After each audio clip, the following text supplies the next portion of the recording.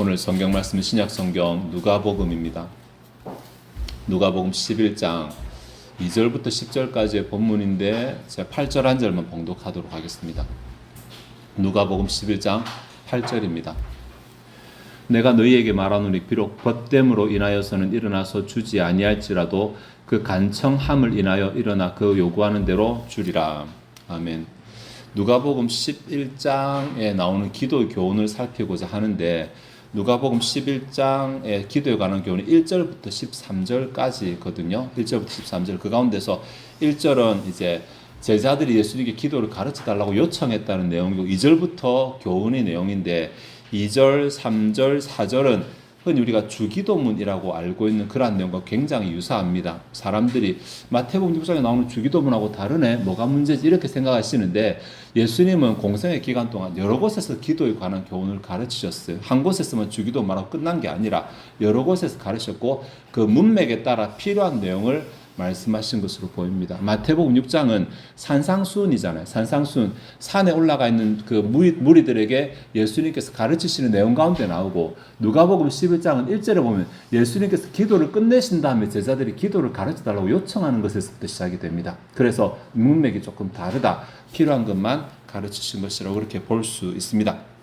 그리고 나서 5절부터 13절까지 또 기도의 교훈이 나오는데 이거 정리하면 2절부터 4절까지는 무엇을 기도해야 되는지라는 주제를 가지고 있고 5절부터 13절까지는 어떻게 기도해야 되는지의 주제를 가지고 있다고 말할 수 있습니다.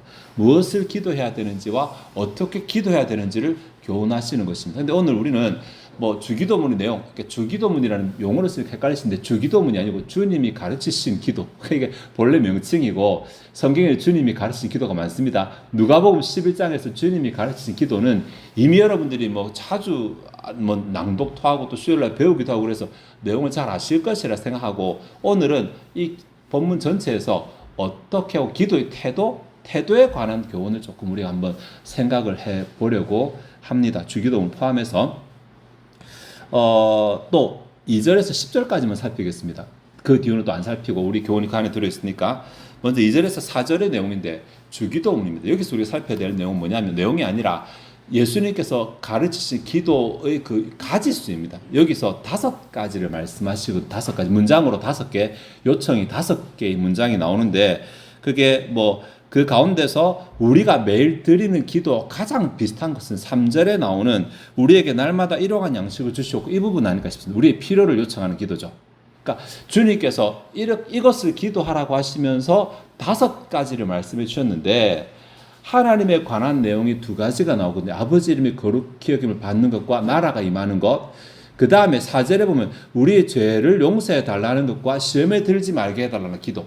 그 가운데 3절에 이제 우리의 필요를 채우는 기도가 들어있는데 예수님께서 5가지를 요청하라고 알려주셨는데 우리가 이 5가지의 그 비율을 얼마나 잘 지키고 있는가, 어떻게 기도하는가를 생각한다 그랬으니까 우리 기도 가운데서 우리는 얼마만큼 비율을 잘 갖추고 있는가 이것 좀 생각해 보았으면 좋겠습니다.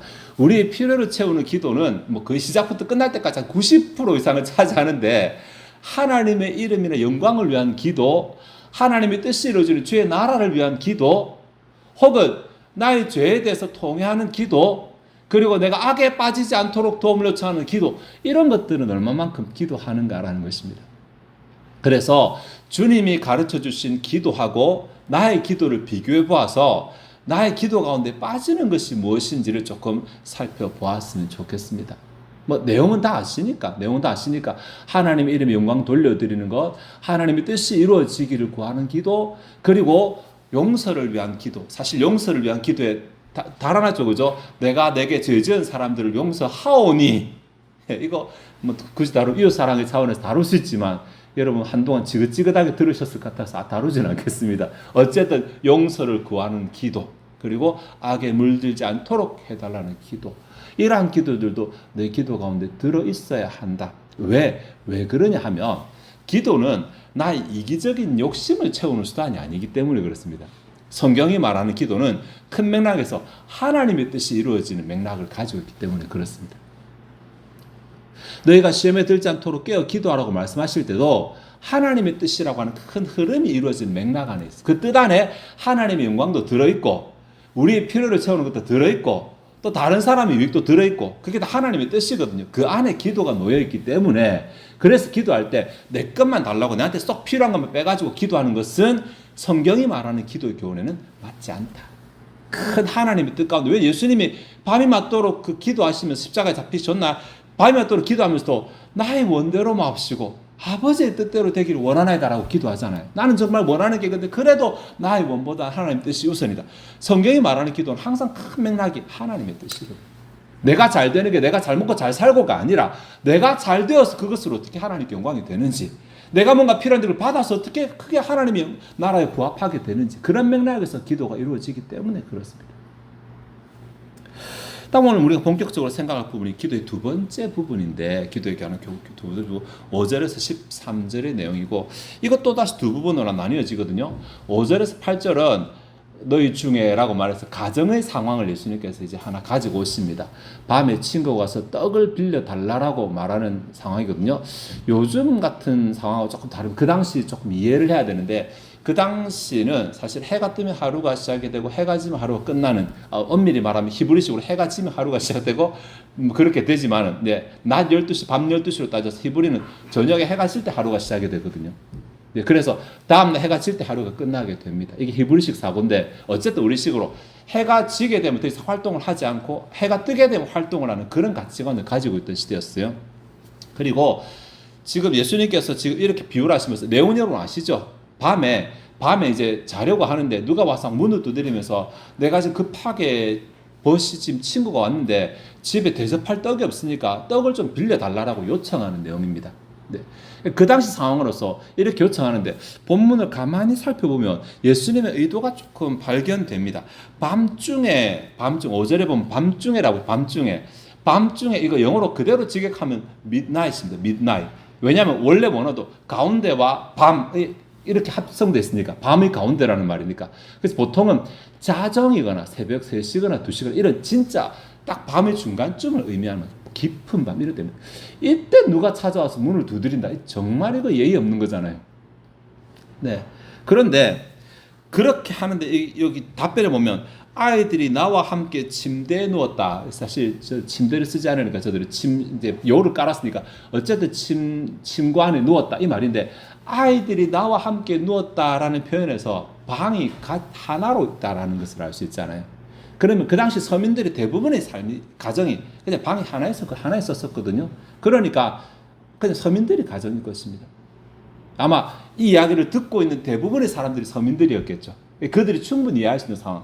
근데 이들의 삶이 어땠냐면 이게 저녁에 밥을 다 하고 끝났으면 그 다음에 이제 내일 것을 남겨두고 뭐 이렇게 여유로운 사람들이 잘 없어요. 그날 먹으면 끝나는 거. 혹시라도 다음에 일찍 뭔가 출발해야 될 때는 그것을 위해서 빵을 저장해 놓을 수는 있어도. 네. 매일 이른 아침에 가면 빵을 굽고 공동으로 굽고 뭐 이렇게 해서 하루에 빵을 이렇게 준비해 놓는 이런 가정들이 삶이었기 때문에 밤에 오는 것도 지금 말도 안 되고, 네. 다음에 빵을 빌려달라는 것도 말도 안 되고, 예수님께서 그런 상황을 가정을 하고 계십니다, 지금. 네. 갑자기 생각나는 예화는 아닌데, 저기 미얀마라든지 라오스라든지 이런 그쪽 지역에 가면 산족 마을에 가면 이제 그들이 아침에 밥을 할 때 저녁밥까지 같이 하거든요. 하루 먹을 밥을 다 합니다. 그래서 아침에 밥 먹을 때 차리긴 다 차립니다. 반찬을 다 차려놓지만 하루 동안 나눠 먹을 것이기 때문에 개수를 딱 맞춥니다. 예를 들어서 뭐 고기가 4인분 고기라 그러면 저녁까지 먹을 고기를 12조각을 준비한다든지 그럼 한 끼 한 조각만 먹는데 한국 친구를 데려갈 때 한국 친구 또 대접하면 다 먹어야 된다 생각해서 차려놓은 거 다 먹으니까 그들이 속으로 우리 저녁에 뭐 먹으라고 다 먹냐고 이렇게 자기들끼리 막 그렇게 얘기했다는 게 생각이 나는데 하여튼 이들도 아침에 빵을 한번 굽기 때문에 저녁까지 굽고서 다 이렇게 준비해 놓은 상태이기 때문에 여분이 잘 없습니다. 그런 상태에서 이제 밤에 온 것이죠. 근데 이게 이 예수님의 말 속에 이 사람의 불쾌감이 드러납니다. 예수님께서 말씀하실 때 보통은 이 당시에 이제 누가 누구에게 처음 말을 걸 때는 그 사람을 호칭하는 게 나오고 그 다음에 말이 본론이 나옵니다. 벗이요, 친구요 이렇게 나오는데 여기에 보면 7절에 그가 안에서 대답하여 이르되 나를 괴롭게 하지 말라. 여기 친구여라는 말이 들어가야 맞아요. 그들이 관행상, 관습상. 근데 친구여라고 안 했다는 건 상당히 좀 기분이 나쁘다는 거예요. 이게 말이 되냐라는 거예요. 그래서 어쨌든 막 문을 두드리니까 친구야 내가 여기 있노라 뭐 이렇게 이게 형식인데 그 형식을 무시하면서까지 지금 본론으로 불쾌감을 드러내고 있으니까 상당히 불쾌한 상황이라는 거죠. 네. 예수님께서 이렇게 말씀하실 때 듣고 있는 사람들이 아마 그랬을 거예요. 맞지, 불쾌하지. 나라도 친구라고 한다. 말했으면 원수여라고 말했을 거예요. 뭐 이렇게 막 생각을 하는 것입니다. 공감대를 이루어 놓고. 그런데 이런 상황에서 이 사람이 결국은 그 요청한 것을 받아 누리게 되잖아요. 받아 누리게 되는데 이 사람이 가서 두드릴 때 이 사람이 그나마 응답 받을 수 있다고 내가 떡을 얻을 수 있다고 한 가지 딱 기대한 게 있었어요. 그게 8절에 비록 벗됨을 인하여서는 이 말입니다. 그러니까 떡을 요청하러 간 사람은 그래도 친구니까 내가 다른 사람한테는 도저히 요청할 만한 용기가 나지 않고 그나마 저 사람이 친구니까 그거 하나 의지해서 내가 가서 요청해야지 라고 생각하고 왔을 거예요. 떡은 당장 필요하고 다시 구울 수는 없고 왜냐면 떡을 구우면 곡물을 빻아야 되고 빻은 가루를 가지고 또 반죽을 해도 반죽을 부풀려야 되고 말이 안 되거든요.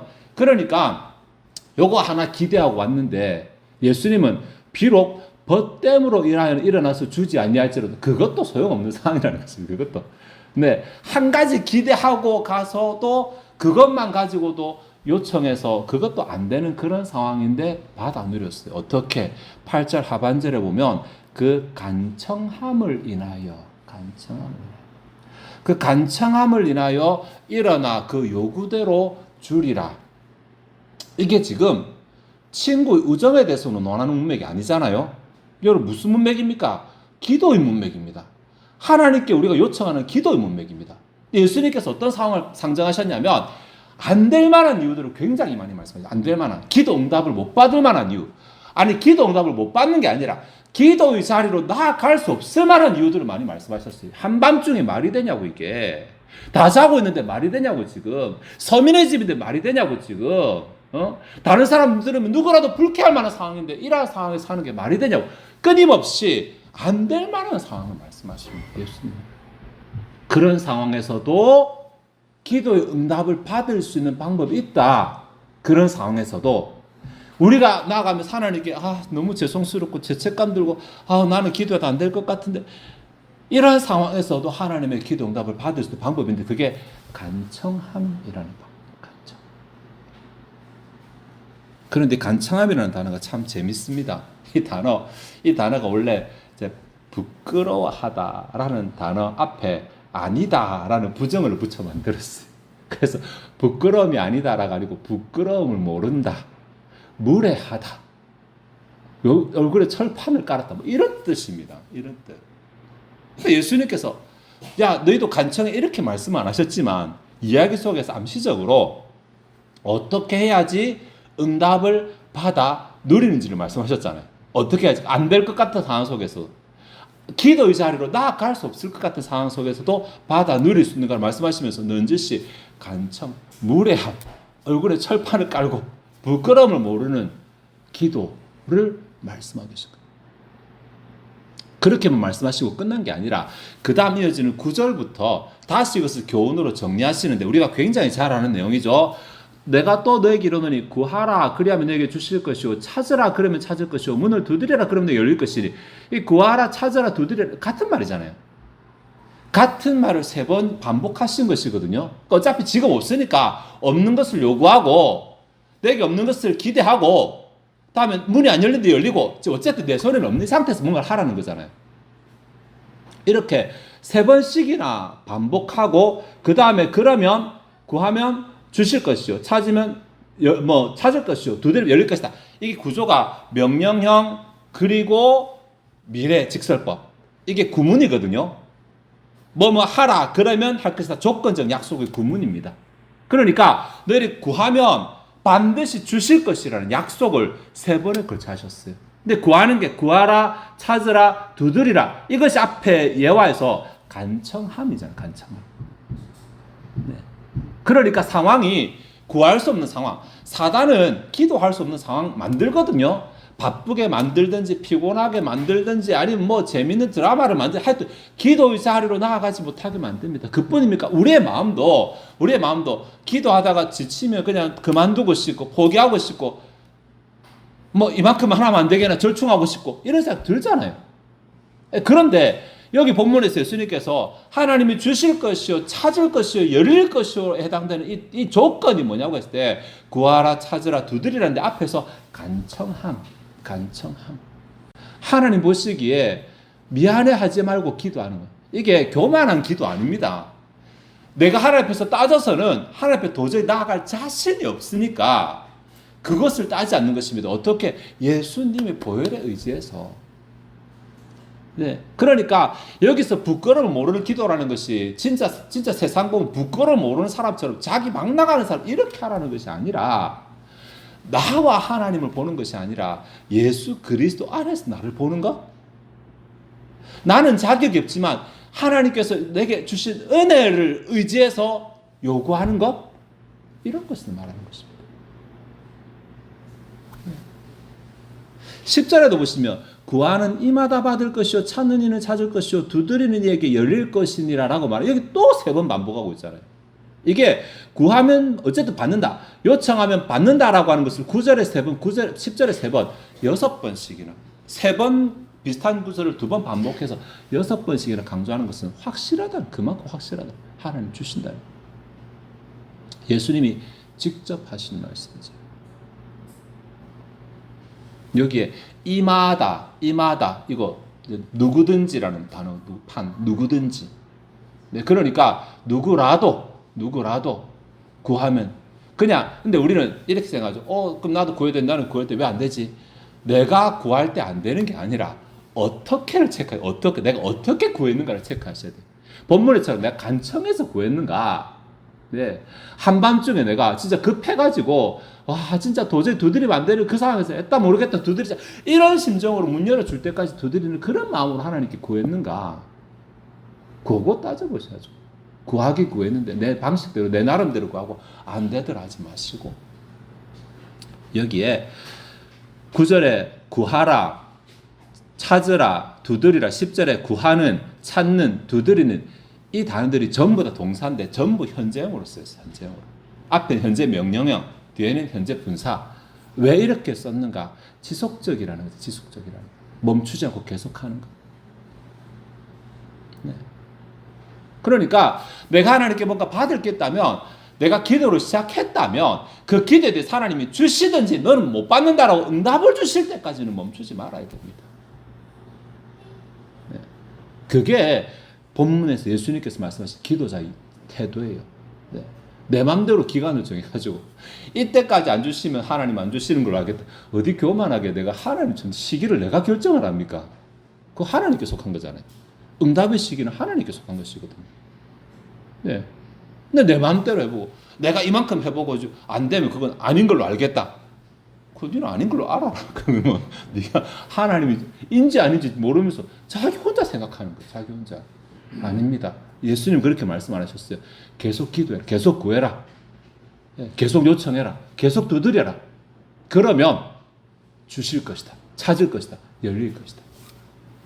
내가 구하는 것이 하나님의 뜻에 부합하는 기도 제목이라면 내가 잘 되는 것이 하나님께 뜻에 부합하는 기도 제목이라면 내가 얻는 것이 하나님의 뜻에 부합하는 기도 제목이라면 포기하지 마셔야 됩니다. 계속해야 됩니다. 간청해야 됩니다. 네, 사단은 그거 막으려고 할 것입니다. 기도 못하게 하려고 할 것입니다. 자꾸 우리 망가도 의심들게 할 것입니다. 피곤하게 할 것입니다. 극복해야 됩니다.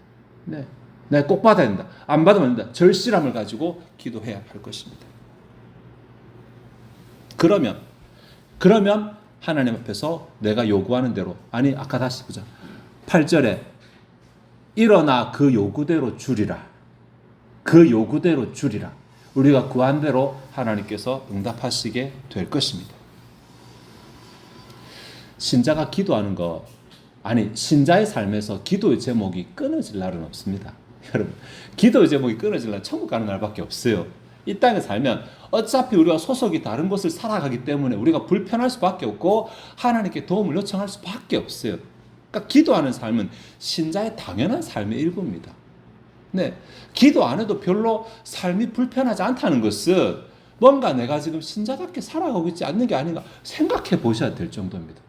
신자답게 살아가려면 기도가 필요합니다. 필수적으로. 그러니까 기도를 안 하고 있다면 내가 기도를 하는 삶으로 바뀌어야 되는 것이 맞고, 기도를 하고 있다면 오늘 본문이 성경이 제대로 기도하라고 하시는 말씀처럼 본문이 말하는 기도자의 태도로 다시 한번 살펴볼 만한 필요가 있어요. 나는 너무 내 것만 이기적으로 내 필요만 달라 이렇게 하고 있지는 않는지, 내 기도의 100% 가운데서 비율이 요청하는 이게 막 대부분 다고, 하나님 영광 받으세요, 하나님 찬양하는 내용, 또 하나님의 나라와 하나님의 사업을 위한 기도, 교회를 위한 기도, 이런 거 다 빼먹고 이렇게 하진 않는지, 내 죄에 대해서 심각하게 고민하면서 혹은 나는 다른 사람에 대해서 은혜를 베풀고 있는 건지 돌아보면서 이런 거 빼먹고 있는지는 않는지, 내가 가는 그 길이 하나님 도와달라고만 하지, 내가 가는 길이 악으로 빠져가는 길인지 죄로 빠져가는 길인지 그거 하나님 보살펴달라고 이런 기도는 안 하고 있지 않은지,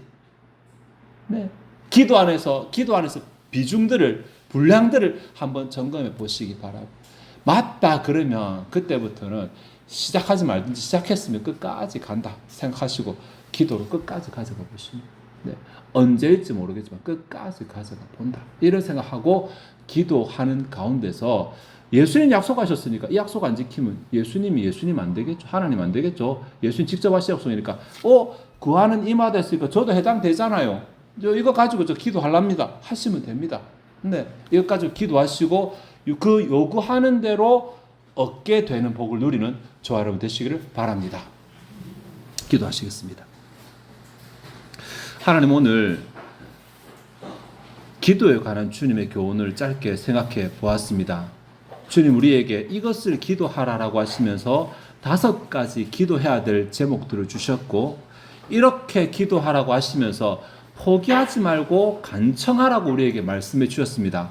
이것으로, 이 기준으로 우리의 기도를 돌아보게 하옵소서.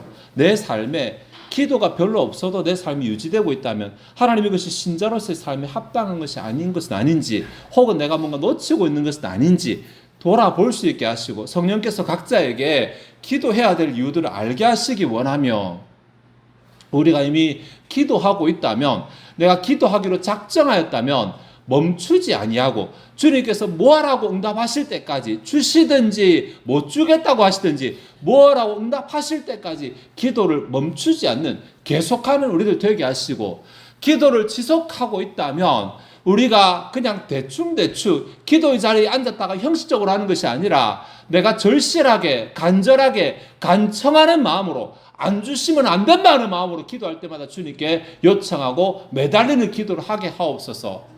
이 정도 기도했는데도 주님께서 안 주실 일은 없음을 우리가 믿습니다. 주님 반드시 우리의 삶 가운데 필요한 거 주실 것이고 응답을 통하여 영광 받으실 것입니다. 그러니 우리가 기도의 태도와 자세를 배우게 하시고 합당하게 주님 원하시는 모습으로 기도를 날마다 성장시켜 나가게 도와주시옵소서. 지금도 우리 가운데 일하시고 더 일하시기를 원하시는 주님을 찬양합니다.